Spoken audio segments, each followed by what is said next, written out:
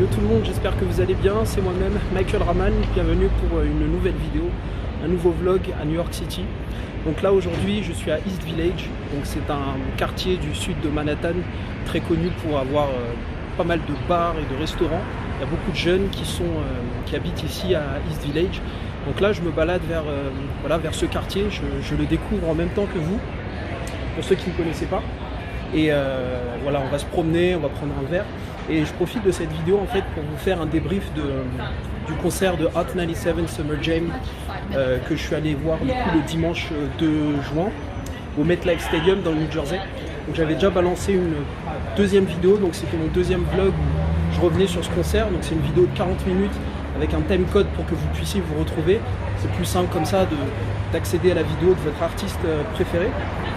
Et donc du coup pour faire un briefing rapide sur ce concert, c'était vraiment bien.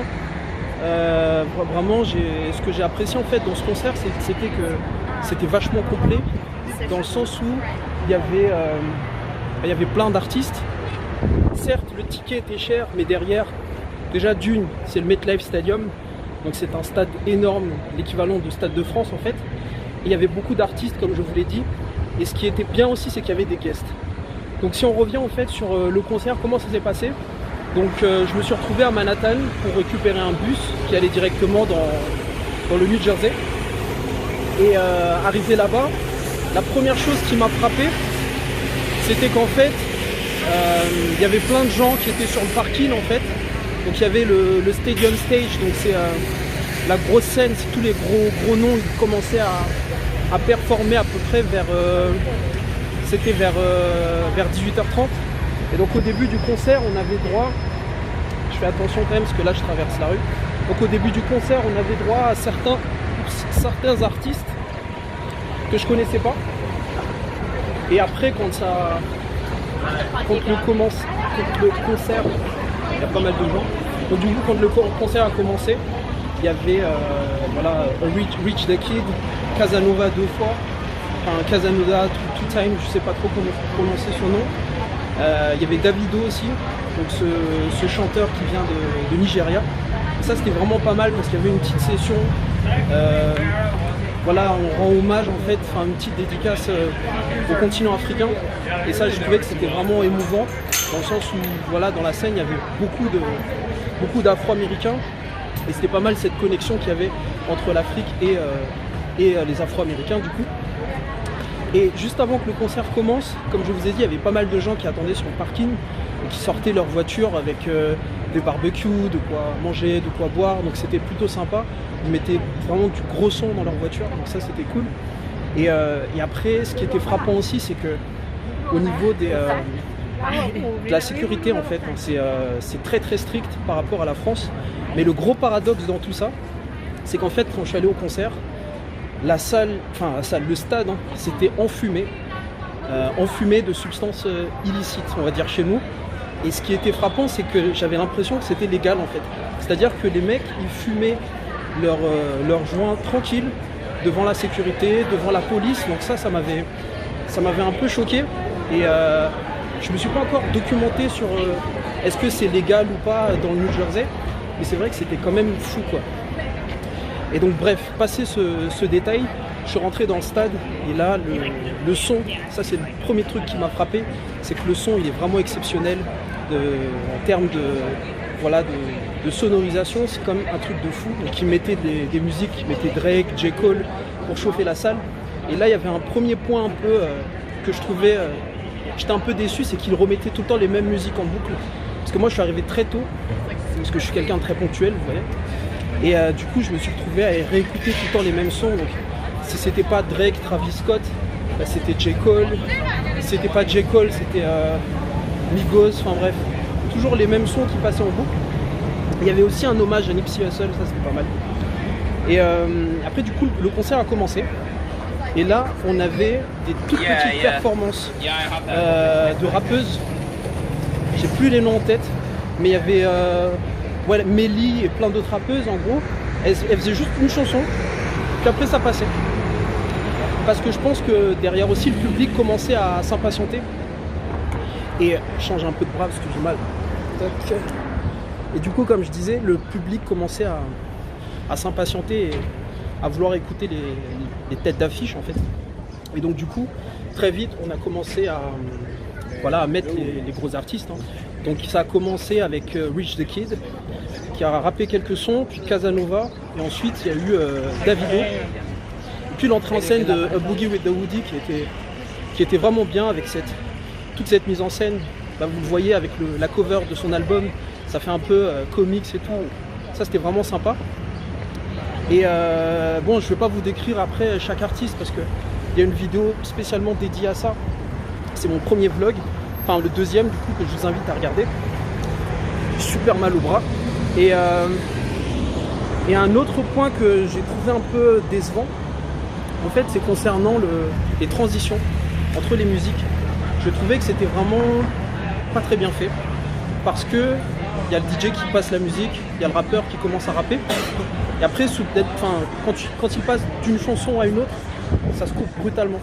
Et je trouve que c'était un peu... il y avait des moments de silence dans la mesure où moi, je commençais à crier, alors qu'en fait, le DJ, il avait arrêté le son. Et le problème, c'est que même le public, bah, même pas ils crient, ils applaudissent, ils arrêtent juste de rapper, de danser. Et du coup, ça fait...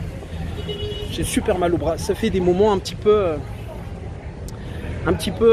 voilà, un peu chiant, quoi.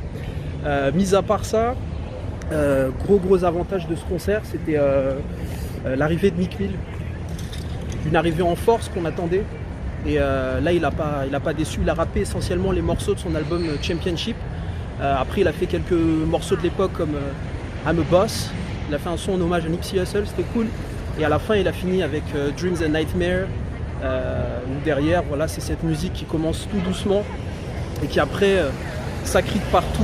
Il a vraiment un bête de flow. Donc niveau charisme, je trouve que Meek Mill, il joue beaucoup sur cette mise en scène du mec qui vient de sortir de prison. Et c'est vraiment pas mal, vraiment bien de sa part. Et juste après Meek Mill, on avait Migos. Et là, ce qui est marrant aussi par rapport à Migos, c'est que le public, au final, je m'attendais à ce qu'il y ait encore plus d'ambiance quand Migos est sorti. Enfin, quand Migos est venu pour rapper. Et au final, je trouvais que les gens, ils étaient pas trop dans le move quand... Peut-être parce que Migos, c'est une sonorité qui vient d'Atlanta. Et vu que c'était un concert qui était très East Coast, parce que là on parle de New York, de DJ Funkmaster Flex, et l'esprit hip-hop new-yorkais est un peu en décalage avec Migos, on va dire. Mais bon, globalement ça c'était quand même sympa. Et après Migos, on commençait à attendre l'arrivée de Cardi B. Et ce qui s'est passé, pour la petite histoire, c'est que juste avant que Cardi B vienne, donc c'était la fin de la performance de Migos, il a commencé à pleuvoir. Et il pleuvait vraiment beaucoup, quoi. Et il pleuvait tellement fort qu'on a décidé eux en tout cas l'équipe du stade a décidé de mettre les lumières partout dans le stade. Ils ont arrêté le concert et là ils ont dit qu'en gros il y avait les risques d'une tempête gigantesque qui allait s'abattre, et du coup les personnes ont demandé à tout le public de rentrer dans le stade. Et c'est là qu'on voit tout de suite aussi au niveau des dispositifs de sécurité mis en place, c'était ultra efficace. Il a suffi que les personnes disent ça pour que tout le monde se mette dans le stade. Donc après, à l'intérieur du stade, il y a tous les endroits où il y a de quoi boire, de quoi manger. On s'est tous retrouvés là-dedans. Et ça a duré une vingtaine de minutes avant que la personne dise que c'est bon, la menace de la tempête s'est arrêtée, vous pouvez rentrer à l'intérieur du stade. Le spectacle continue, donc ça c'était vraiment cool. Et puis Cardi B est arrivée, elle a mis le feu. Très clairement, elle a mis le feu. En termes de performance, elle a un bête de flow. Elle a rappé tous les sons de son album là. Donc elle a fait Bodak Yellow, le plus connu. Elle a fait Drip, le morceau avec Migos. Et puis elle a rappé son fameux morceau Press, qui était teasé sur Instagram, avec toute cette imagerie voilà, de elle, avec les journalistes, tout ce qu'on peut dire sur elle, etc. Elle s'en fout royalement. Donc ça c'était vraiment sympa de la part de Cardi B. Puis elle a ramené les filles de City Girls pour faire du twerk. Donc ça c'était cool. Je vais mettre un peu là parce que c'est plus calme. Et donc du coup Cardi B, vraiment super concert, super show, j'ai adoré. Charisme de dingue, donc, franchement ça rappe bien. Et juste après Cardi B, les gens ils ont commencé à se lever pour dire que c'est la fin du spectacle. Et non, le clou du spectacle c'était Tory Lanez qui a rappé ses plus grands tubes. Je donne pas trop de titres parce qu'en fait je suis pas encore très familier avec toute cette nouvelle génération, donc j'ai encore du mal avec leurs sons, leurs albums et tout, mais franchement, il y a de très très bonnes choses. Vraiment, je m'attendais pas à ce que cette nouvelle génération soit aussi créative finalement. Et ça, je trouve que c'était appréciable. Au début, j'avais un petit peu peur avec le Double XL Mag Freshman là, de 2018 et 2019. Parce qu'en fait, les rappeurs de cette nouvelle génération, que ça soit au niveau du look, de leur manière de s'habiller, de leur manière de se vêtir et de leur comportement, c'est très loin de ce qu'on pourrait attendre venant de la communauté hip-hop. Mais c'était quand même cool. C'était cool de finir sur Tory Lanez, donc les gens après sont revenus et ont chanté en chœur ses plus gros tubes. Donc ça c'était bien. Donc pour moi le gros point noir en fait de mon premier concert américain, parce que c'est le premier, c'est cette histoire de transition entre les musiques. Je trouve que sur ce point-là, quand même, pour avoir fait pas mal de concerts à Paris et en France, c'est quand même plus appréciable quand le DJ il arrive à faire des transitions qui soient pas aussi brutes. Et à côté aussi, il y a cette histoire de weed. Donc dans les commentaires, dites-moi si vous savez si dans l'état de New York ou l'état de New Jersey, le marijuana, comme on dit ici, le chronic, est légal ou pas, parce que c'était un truc de ouf. Les mecs qui fumaient genre devant la sécurité, devant la police, c'était un truc de malade. Donc voilà, pas déçu, très très bon concert. Et bon, là, on se balade un peu dans East Village, vraiment un très beau quartier. Je vais capter un pote, on va boire un verre. Je sais qu'on est mardi, mais à New York, tous les jours, c'est des espèces de vendredi ou de samedi, donc du coup, c'est pas grave. Et qu'est-ce que je voulais dire d'autre? Et pour la suite des vidéos, ben, vous allez retrouver très bientôt une vidéo où je vais partir au Wu-Tang Clan District, à Staten Island. Et avant ça, j'ai quand même envie d'aller... voilà, j'ai plus l'adresse en tête exactement, je pense que je vais l'afficher quelque part dans la vidéo. Mais en fait, c'est l'adresse de le birthplace of hip-hop, donc là où le hip-hop est né dans le Bronx, avec toute l'influence que DJ Kool Herc qu'il a ramené de la Jamaïque, tous les sons, les block parties, plus voilà le début du hip-hop, 1973, l'année plus exactement. Donc je vais partir dans cette destination, ça va être ma prochaine étape, puis Staten Island, Wu-Tang Clan District, pardon.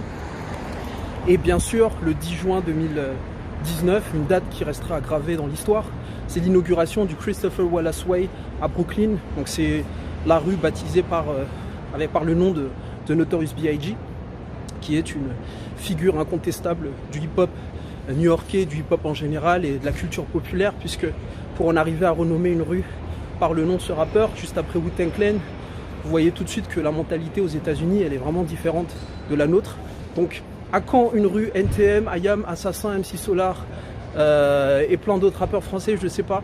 Mais en tout cas, c'est plutôt cool. Donc voilà, j'ai essayé de synthétiser le plus possible ce concert. Je vous invite à regarder la vidéo complète, mon vlog où je retrace tout le concert. Donc 40 minutes de vidéo où ça kick fort. Et puis on se retrouve très bientôt pour une nouvelle vidéo. Donc n'oubliez pas de liker, commenter, partager et vous abonner à ma chaîne. C'était Michael Raman et on se retrouve très bientôt pour une nouvelle vidéo. Peace!